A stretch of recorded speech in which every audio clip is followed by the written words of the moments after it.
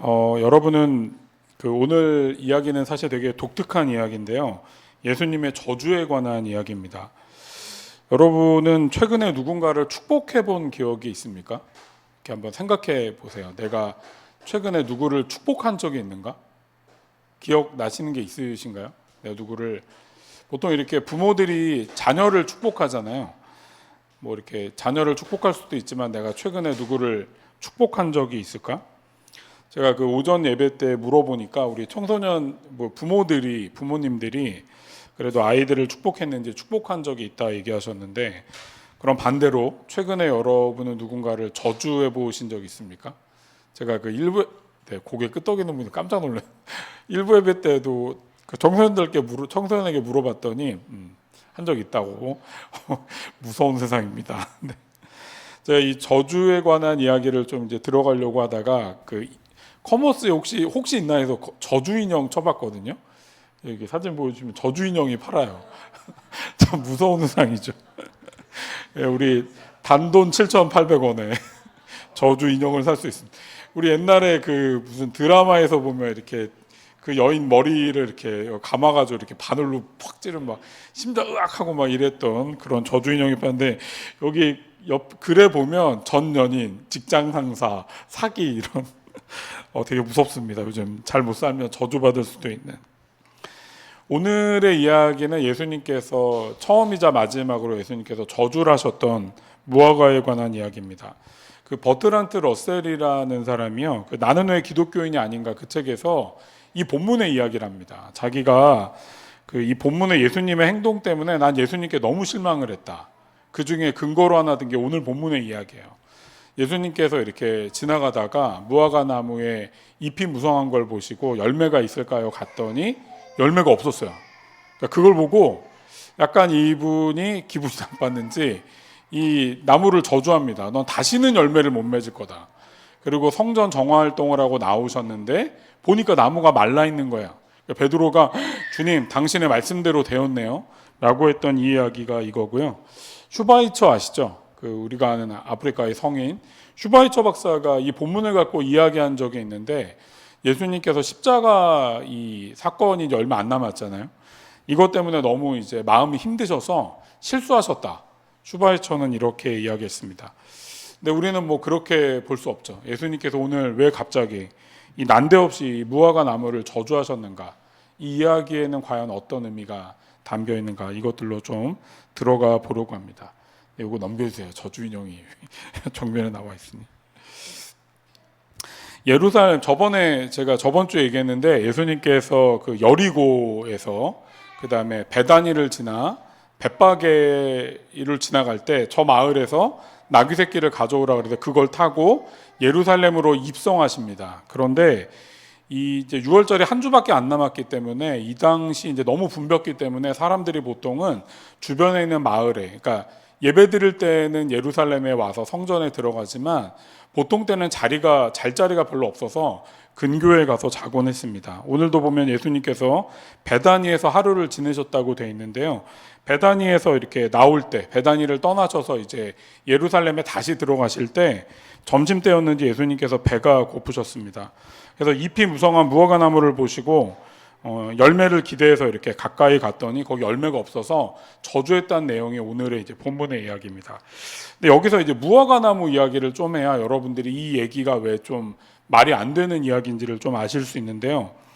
제가 이렇게 무화과 혹시 드셔본 적 있으세요? 요즘 제가 옛날에는 없었는데 요즘에는 무화과가 많이 팔잖아요. 드셔본 분? 꽤 많이 드셔보죠.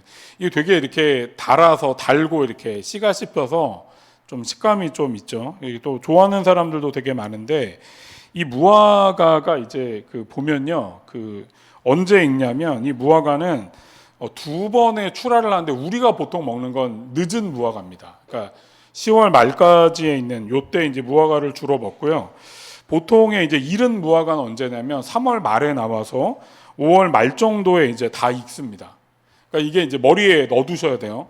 이 무화과는 3월 말에, 이른 무화과는 3월 말에 나와서 5월 말에 익어서 그때쯤 먹는 거죠. 그리고 늦은 무화과는 이제 오늘 본문에는 해당되지 않는데 보통 이제 8월 중순에서 10월 정도 되어 거두어 드리는 그러니까 이제 지금의 예수님이 이제 언제쯤이냐라고 했을 때 예수님께서 그 언제 돌아가셨냐에 관한 여러 가지 이야기가 있는데 이게 유월절 때거든요. 그러니까 요걸 따져볼 때 AD 30년 4월 7일이거나 AD 33년 4월 3일이 제일 맞습니다. 왜냐하면 빌라도가 지금 다스리고 있는 시기이기 때문에 요걸 이제 다 맞춰보니까 학자들이 한 4월 3일에서 7일 정도의 시기가 한 주 뒤에요. 예수님께서 이제 요구하시고 한 주 뒤에 돌아가시잖아요. 그러니까 그걸 따져봤을 때 지금의 시기는 3월 말이 맞습니다. 대강 이해되시죠? 그러니까 예수님께서 4월 3일에서 7일에 돌아가시는데 지금은 한 주 전 정도 시기니까 어느 정도냐면 이제 한 3월 말, 4월 완전 초 요 정도 시기라는 걸 알 수 있습니다. 그러니까 이른 무화과가 언제 이제 열리냐면 3월 말에 열려서 5월 말 정도 돼야 이제 완전히 있거든요. 그러니까 지금은 열매가 있더라도 사실은 그렇게 먹을 수 있는 시기가 아니라는 걸 머리에 넣어둬야 됩니다. 그리고 이게 무화과 나무는 되게 독특한 특징이 있는데요. 보통은 이제 잎과 열매가 열릴 때 어느 게 먼저 보통 열리죠? 우리 그래도 나무 좀 전문가시죠? 잎이 보통 먼저 열리고 저희 집에서 맨날 이제 곤충 연구하시는 선생님이시라 물어봤습니다. 잎이 보통은 먼저 열리고 그 다음에 열매가 열리잖아요.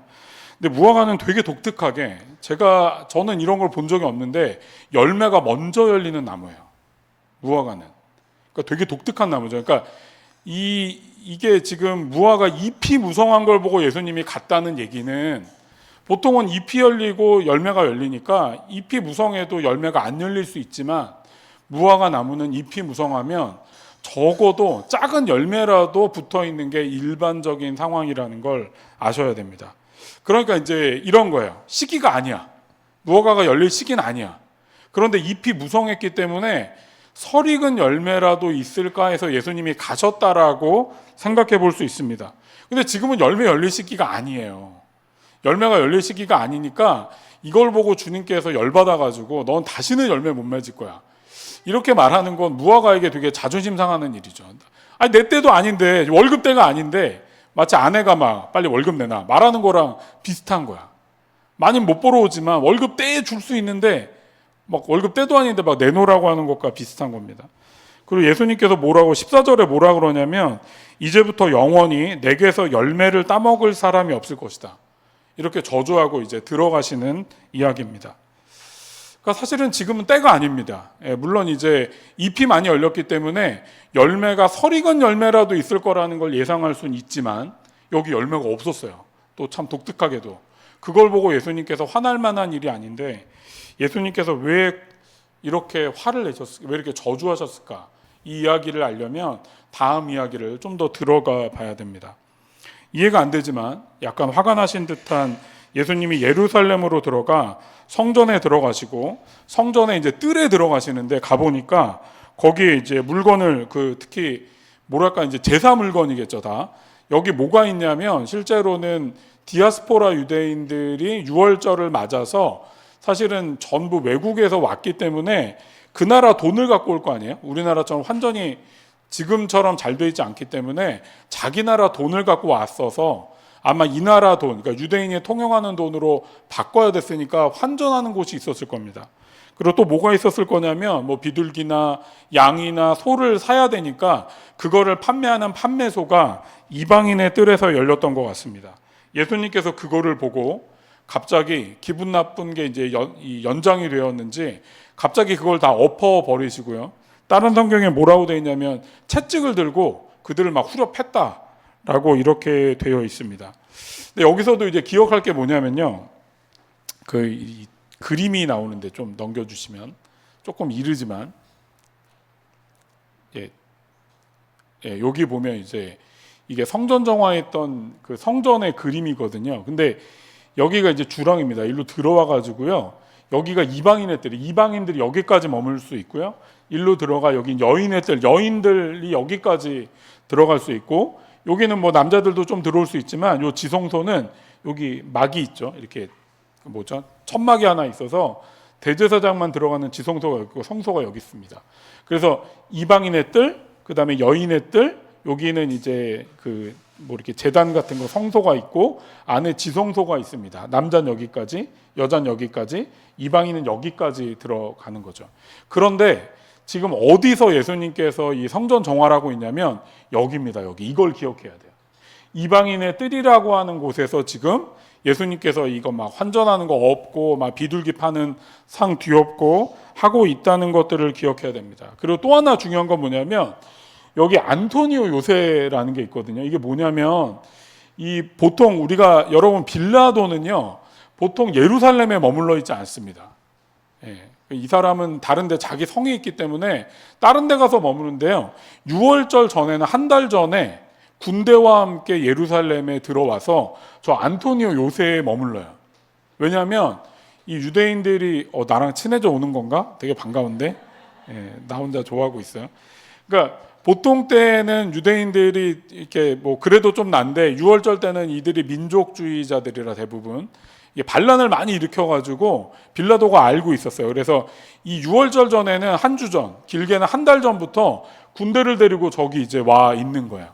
그러니까 예를 들어 여기서 이렇게 판매를 하는데 여러분 이제 머리에 잘 알고 계셔야 됩니다. 여기서 판매하는 거를 누가 허용했을까요? 대제사장이 허용한 거예요. 여기서 물건을 판매하고 이럴 수 있는 권리를 대제사장에게 이들이 아마도 돈을 주어서 받고 권리를 받은 거겠죠. 그런데 예수님께서 근데 이 대제사장은 또 어떤 청탁이 있었을까요?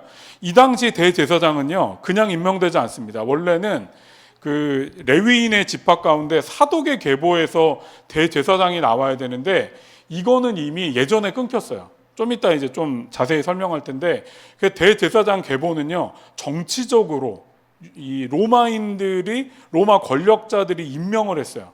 그러니까 대제사장도 누구 눈치를 봐야 돼요? 좀 두세요. 뭐 이 친구가 막 이렇게 넘어뜨리고 네 언제 이렇게 커가지고 이제 막 네, 안 따라다녀도 알아서. 네. 그러니까 이 대제사장은 또 누구의 눈치를 보냐면 자기를 임명해 준 사람들의 로마인들의 눈치를 봐야 되니까 실제로 그들에게 이제 분명히 자기가 받은 것의 일부를 분납금으로 바쳤음에 틀림이 없습니다. 그러니까 여기는 카르텔이 이미 형성되어 있는 거예요. 로마인들이 권력을 잡고 있고 로마인들이 자기 말을 잘 듣는 사람들에게 대제사장을 시킨 다음에 대제사장이 여기에게 또 이렇게 밑에 사람들에게 뭐 너 환전해도 돼. 너 그래 이득을 네가 챙겨 먹어. 여기 있는 사람들이 연결되어 있는 거죠. 그래서 만약에 예수님께서 여기서 성전 정화를 했던 것들이 대대적으로 일어났다면 분명히 여기 있었던 붙어 있는 이 안토니오 요새에서 로마 군인들이 와서 예수님을 단박에 이거를 멈추게 하고 예수님을 잡아갔음에 틀림이 없습니다. 그런데 모든 학자들이 제가 뭐 주석을 아무리 찾아봐도 모든 학자들이 동일하게 말했던 건 예수님이 지금 성전을 정화했던 것은 뭐랄까요 완전히 다 때려 엎기 위한 게 아니었다는 거예요. 예수님의 행동은 되게 이렇게 보여주기 위한 야 이거는 정말 하나님 원하는 게 아니야. 제가 보기에는 이게 막 대대적으로 처음부터 끝까지 막 모든 상을 다 뒤엎고 채찍으로 다 두드려 패고 이런 거라기보다는 사실은 논란을 일으켜서 사람들에게 내가 왜 이런 걸 하고 있는지 보여주기 위한 그런 데몬스트레이션일 가능성이 되게 높다는 걸 우리가 기억할 수 있어야 됩니다. 그러니까 예수님은 17절에 이렇게 말씀하십니다. 기록된 바 내 집은 만민이 기도하는 집이라고 불릴 것이다 하지 않았느냐. 그런데 너희는 그곳을 강도의 소굴로 만들었다. 이게 예수님께서 이제 그 화가 나신 이야기인데요. 17절 올려주셔야 됩니다. 네, 감사합니다. 제가 이거 어렵게 했어요. 네. 그러니까 내 집은 만민이 기도하는 집이라고 불릴 거라는 얘기를 하시면 이걸 하시잖아요.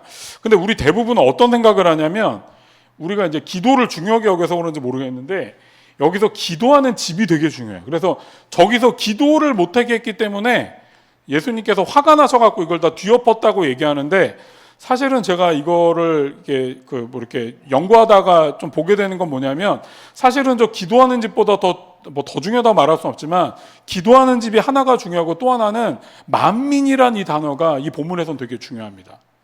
그러면 여기서 이제 장사하는 것 때문에 기도를 해야 되는데 주님께서 장사하는 것 때문에 이렇게 열받았냐? 그렇진 않습니다. 신명기 14장을 보면요. 좀 넘겨주시면 신명기 14장인데요. 네, 제가 읽어볼게요. 그러나 주 당신들의 하나님이 그의 이름을 두려고 택하신 곳이 당신들이 있는 곳에서 너무 멀고 가기가 어려워서 그것을 가지고 갈 수 없거든. 당신들은 그것을 돈으로 바꿔서 그 돈을 가지고 두 당신들의 하나님이 택하신 곳으로 가서 그 돈으로 마음에 드는 것을 사십시오. 소든지 양이든지 뭐 이런 것을 사서 뭐 함께 먹으라고 막 얘기합니다. 그러니까 이게 이제 신명기의 이 뭐랄까요 규정인데 뭐냐면요. 하나님이 그의 이름을 두려고 택하신 곳, 성전을 말하는 거예요. 이땐 성막이었겠지만 당신들이 하나님의 이름을 두려고 하시는 그곳에 가려고 했는데 거기가 너무 멀어 가기가 어려워. 그래서 제사물을 못 갖고 가. 그럼 어떻게? 그걸 돈으로 바꿔 가라는 거예요. 거기 가서 바꿔서 사라는 거야. 그러니까 이미 있잖아요. 유대인들은 알고 있었어요. 왜냐하면 이게 디아스포라 유대인들이 멀리서 와야 되는데 자기들이 제사할 양을 끌고 올 수는 없잖아요. 막 로마에서 그 먼 길을 막 못 끌고 와. 그러니까 이미 신명기에 얘기가 돼 있죠. 너희가 돈으로 바꿔와. 그러니까 환전상을 만드는 건요. 어떤 면에서는 성경을 따르는 일이었어요. 거기서 양과 소와 비둘기를 파는 건 실제로는 하나님을 따르는 일이었어요. 무슨 말인지 이해되시죠?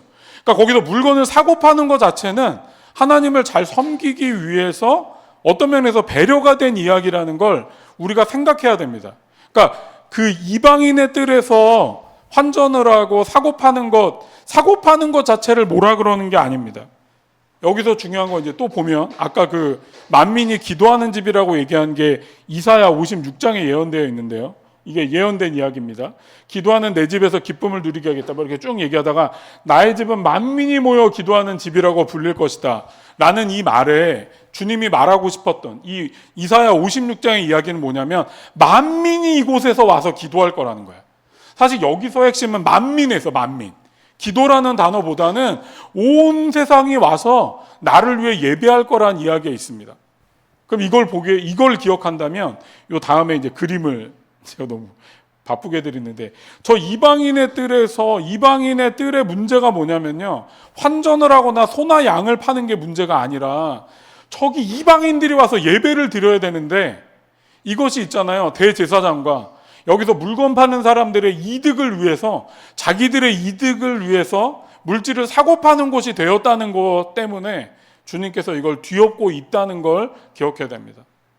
저기서 기도를 하고 있지 않기 때문이 아니라 이방인들이 와서 나를 만나고 야훼 하나님을 경험해야 되는 그곳인데 그곳이라는 걸 잊어버린 채로 너희가 마치 말씀을 지키고 있는 것처럼 나와 있죠. 뭐 신명기 그다음에 이사야 이런 데서 예언되어 있는 것처럼 너희가 말씀을 지키고 있는 것처럼 겉모양은 그러고 있지만 실제로는 너희 자신을 위해서 정말 예배 드려야 될 사람들이 예배를 못 드리고 이방인들은 저기를 들여다오지도 못하는 곳으로 너희가 만들어서 만민이 와서 예배하는 곳이 되지 못하게 했다는 것이 예수님이 말하고자 하는 이야기입니다. 성전은요 그냥 예배하는 곳이 아니에요. 누구나 와서 하나님을 바라볼 수 있어야 됩니다. 제가 요즘에 이제 뭐 기도 훈련을 계속 받고 있는 게 있는데 그걸 하면서도 계속 성경을 읽고 하다가 좀 느끼는 게 뭐냐면 교회는 진짜 죄인들이 모이는 곳이구나. 교회는 진짜 문제 있는 사람들이 모여야 된다는 것들을 더 많이 느끼고 있어요. 교회는 그런 곳이에요. 죄인이 와야 돼. 교회가 거룩한데 죄인이 어떻게 오냐? 그럼 우리도 못 와요. 그러니까 이곳이 어떤 곳이 돼야 됩니까? 죄인들이 와야 돼요. 이방인들이 와서 야훼 하나님을 만나고 싶어하는 곳이 돼야 되는데 마치 말씀을 지키는 것처럼 겉모양은 해놨어요. 헤롯 성전을 지었잖아요. 이 헤롯 성전이 굉장히 오랫동안 지어졌어요. 제가 이거 자료를 찾다가 깜짝 놀랐는데 헤롯 성전의 겉면을 금으로 이제 도금을 해놔갖고요. 햇빛이 이렇게 뜨잖아요. 그 햇빛이 이렇게 금빛을 통해 비춰져 갖고 그 성전을 바라보는 사람들이 마치 금으로 된 곳이 여기 있는 것처럼 막 노을이 지거나 이럴 때마다 이 성전이 이렇게 빛이 비춰갖고요. 사람들이 이 헤롯 성전을 볼 때마다 야훼 하나님께서 여기 계시는 것처럼 보이게 만든 엄청나게 오랫동안 지었던 대단히 큰 성전이었거든요. 겉모양은 이렇게 돼 있어요. 근데 이 안에서 벌어지는 일은 뭐예요? 이 안에서 벌어지는 일은 예배와는 아무 상관이 없어요. 내 이득을 챙기고 내가 원하는 것들을 갖고 더 많은 것들을 막 이렇게 채우기 위한 곳으로 되어 있는 것을 주님께서 잘못됐다고, 그것에 관한 성전 정화를 하고 계십니다. 성전 정화를 이렇게 하고 나서 예수님께서 성전을 나오자 그 아까 무화과가 있던 곳을 지나가게 됩니다. 무화과에 열매가 없는 걸 보고 그 베드로가 뭐라고 21절에서 말하면요, 베드로가 전날 일이 생각나서 예수께 말하였다. 랍비님, 저것 좀 보십시오. 선생님이 저주하신 저 무화과 나무가 말라버렸습니다. 주님의 요다음 이야기는 뭐냐면 너희가 믿으면 이루어질 거다라는 믿음에 관한 이야기로 요거를 돌리시는데, 이 무화과 나무가 왜 말랐는지를 알려면요, 저는 성전 정화 사건, 이 중간에 있는 성전 정화 사건과 이것들을 이어봐야 된다고 생각합니다. 이 무화과 나무의 이야기의 중간에 있었던 성전 정화 이야기는 뭡니까? 그건 외식하는 것의 이야기입니다. 겉모양은 너무 화려해. 이 성전은요, 지금까지 지어졌던, 물론 솔로몬의 성전을 보지 못했기 때문일 수도 있지만, 이 성전은 누가 봐도 야훼 하나님이 머물 만큼 엄청나고 대단한 성전이었습니다. 그런데 이 안에서 벌어지는 일은 뭐예요? 하나님과는 아무 상관이 없어요. 그냥 자기들이 정치적으로 제사장을 임명하고 이곳에서 물건을 사고 팔고 권리를 서로 나눠 먹으면서 더 많은 이득을 챙기는 강도들의 소굴이 되었던 거예요. 겉모양은 안 그런데 속 모양은요, 완전히 딴판이었다는 걸, 그걸 말하는 거죠. 무화과 나무가 어땠습니까? 무화과 나무의 잎이 무성했어요. 그럼 사람들은 다 어떻게 생각해요? 무화과 나무는 열매가 먼저 열리니까 잎이 무성하면 당연히 열매도 있을 거라고 생각하는 거죠. 그런데 그 무화과 나무를 가보니까 어떻게 됩니까? 열매가 없어요. 먹을 만한 열매가 없어요. 겉은 너무나 화려한데 속은 아무것도 없어요. 이것이 유대인의 이 모습들, 성전의 이 모습들과 똑같다는 걸 주님께서 보여주고 있다라고 말할 수 있습니다.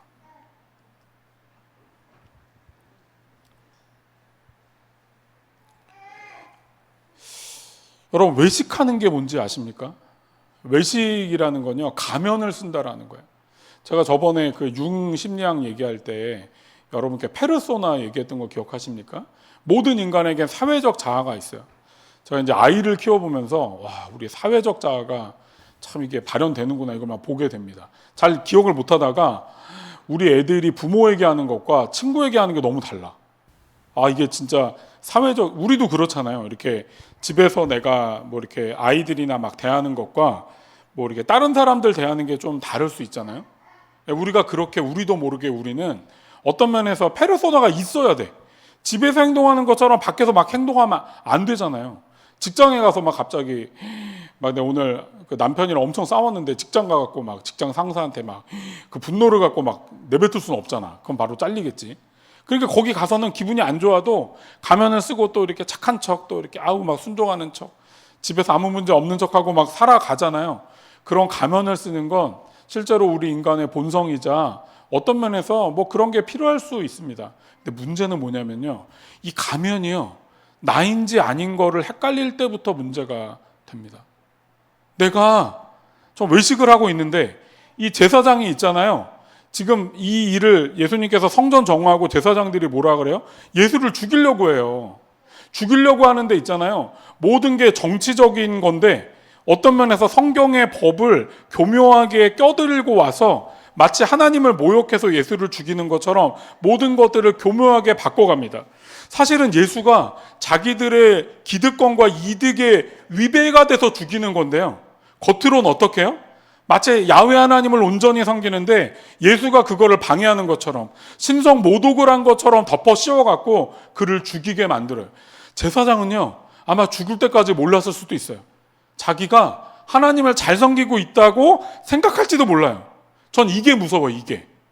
그들이 아예 나쁜 놈이야. 빌라도는 이방인이잖아. 자기 왕한테는 외식하고 자기가 외식하는 걸 몰라도 상관없어. 그 사람은 그냥 이방인으로 그렇게 사니까. 근데 문제는 뭐예요? 하나님을 섬긴다고 했던 사람들이 있잖아요. 외식하면서 가면을 쓰고 있는데 그걸 몰라. 나는 하나님을 섬기는 게 아닌데 그걸 모른 채로 그냥 가면을 쓰고 그렇게 살아가는 거예요. 그러면서 나는 제사장이다, 나는 목사다, 나는 교회를 다닌다라고 생각하는 이것이 너무나 무섭습니다. 그 외식의 마지막이 뭔지 아십니까? 너는 열매를 영원히 맺지 못할 거다. 전 이게 어떤 면에서는 이 종교적인 제사장들에게 내리는 저주가 아니었을까. 너희는 이제 기회가 없어.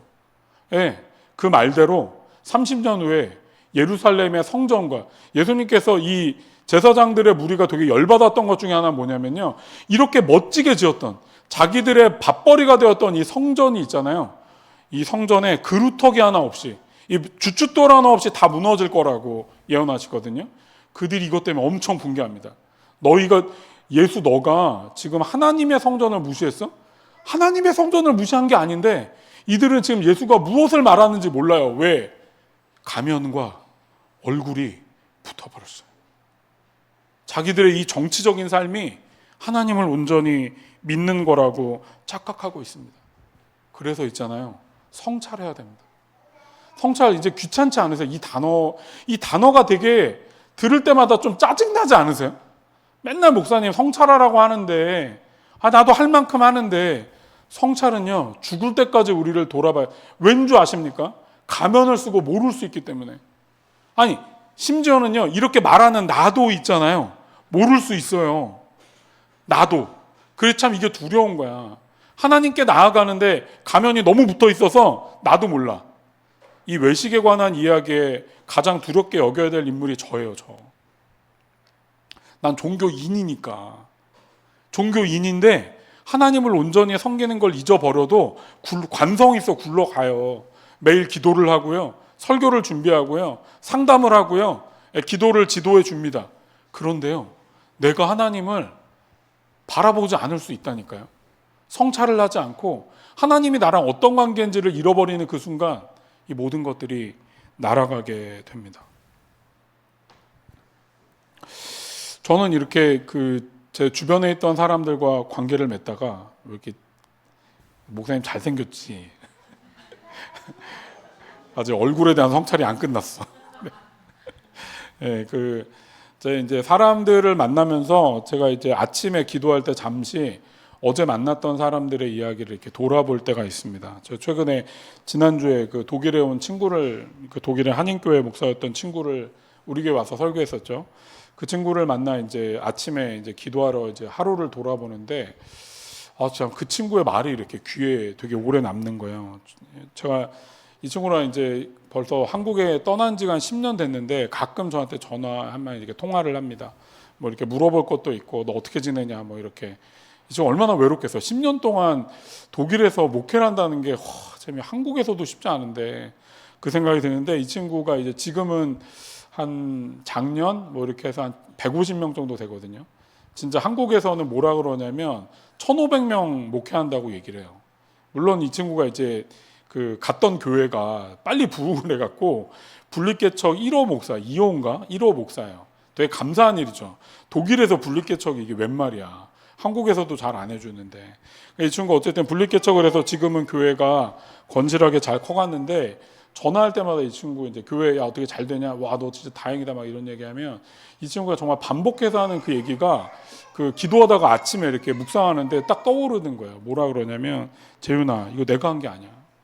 내가 하나도 한 게 아닌데 하나님이 막 일하셨어. 그러니까 내가 뭐 자랑할 게 없어. 내가 뭔가를 잘해서 이게 빵 터졌으면 내가 한 건데 이거 내가 한 게 아니야. 그래서 내가 뭘 어떻게 말할 수가 없어. 사실 이 정도 되면 한인교회에서 지금 애들까지 한 200명이고 이렇게 되면 사실 목회 잘한다고 목에 좀 힘들어가도 그래 너 정도면 해야지 뭐 이럴 수도 있거든요. 이 친구가 그런 친구가 아니에요. 작년에 저한테 전화해서 자기 너무 지쳤는데 이제 목회 못할 지경인데 어떻게 해야 되냐고. 그래서 피정을 알아봐 줬더니 8박 9일짜리 피정을 알아보고 휴가를 10일 잡고 나왔어요. 한국에 와서 들어가는 날 서울역에서 얼굴 2시간 잠깐 차 마시며 보고 피정 들어가 8박 9일 피정하고 그 저녁에 바로 출국했어. 피정하러 왔다가 저한테 그러더라고. 하나님 다시 만난 너무 좋다고, 너무 행복하다고. 올해도 이제 지지난주에 왔는데 이 친구가 작년에 너무 좋았는지 딴 거 안 하고 있잖아요. 4박 5일 피정을 연속으로 2개를 잡은 거예요. 그래서 야 4박 5일 연장은 조금 안 좋으니까 좀 떨어뜨려 놔 그랬더니 또 떨어뜨려서 또 4박 5일 피정 2개 하고 이제 자기 들어갈 거를 이왕 왔으니 하나님과 깊이 만나야 되지 않겠냐. 그래서 제가 이 친구 보면서 다시 무슨 생각이 들었냐면, 아, 얘가 하나님 앞에 자기를 보고 있구나. 하나님 앞에 그냥 겸손하고 이런 게 아니라 하나님 앞에 내가 지금 뭘 하는지를 보고 있구나. 그걸 제가 확 깨닫게 됐어요. 여러분, 이게 자기 성찰이에요. 여러분이 뭘 갖고 있는가? 여러분이 뭘 하고 있는가? 여러분이 어떤 지위에 있는가? 그건 아무것도 아니야. 중요한 건 뭔지 아시죠? 하나님 앞에 내가 누구인가? 하나님 앞에 이 무화과가 뭔가가 중요하지 않습니까? 하나님 앞에 이 성전이 뭔가가 중요하지 않습니까? 하나님 앞에 이 이방인들이 어떻게 쓰임받는가가 중요하지. 여기서 환전하고 뭐 그걸 해서 그 이득을 버는 게 중요한 것이 되지 않도록 우리가 정신을 차리고 주님께 나가야 됩니다. 저는 가끔 그런 생각을 해봅니다. 아, 나도 무화과 나무구나. 어쩌면 내가 이런 잎이 무성한 무화과 나무가 아닐까? 좀 이런 생각이 듭니다. 남들이 보기에는 뭐 그래도 여러 가지 하고 할 것들을 하니까. 근데 갑자기 그런 게 두려워졌어요. 나는 잎이 무성한 무화과가 아닐까? 주님이 오셨는데 열매가 없어. 열매를 기대하고 왔는데 열매가 없어요. 사랑하는 여러분, 그 주님 앞에 겸손히 다시 나로서 나아가는 여러분과 제가 되기를 주님의 이름으로 축복합니다. 주님이 우리라는 무화과, 잎이 무성한 우리에게 오셨는데 주님은 무엇을 말씀하실까? 오늘 좀 그걸 기억하며 주님 앞에 겸손히 나로서 나아가면 좋겠습니다. 마지막으로 예수님은 베드로가 무화과가 말라서 놀란 걸 보고 23절과 같이 참된 믿음으로 기도하고 구하면 받은 줄로 믿으라고 그렇게 말씀하십니다. 예수님은요, 사회적 자아와 진짜 자아가 일치하는 분이었어요. 자기가 바라는 게 있잖아요. 하나님의 뜻과 일치하는 분이었어요. 참 그걸 생각하니까 참 이분이 참 대단한 분이구나. 참 내가 하나님 앞에 서는 게 얼마나 중요하구나. 이것들을 다시 한번 돌아보게 됩니다. 우리 좀 이 말씀 앞에서 잠시 침묵으로 주님께 좀 나아가길 원합니다. 하나님, 나라는 무화과 나무가 주님 앞에 서 있습니다. 세상 사람들은 잎만 무성한 걸 보고 야, 저 무화과 나무 대단하다. 저 무화과 나무는 진짜 멋진데 라고 말할지 모르지만 하나님, 내가 앙상하건 잎이 하나도 없건 열매가 몇 개 없을지도 모르지만 내 모습 그대로 당신 앞에 서 있기를 원합니다. 잠시 침묵으로 나에게 다가오시는, 나라는 무화과에게 다가오시는 주님을 좀 바라보길 원합니다. 잠시 침묵 가운데 서 있길 원합니다.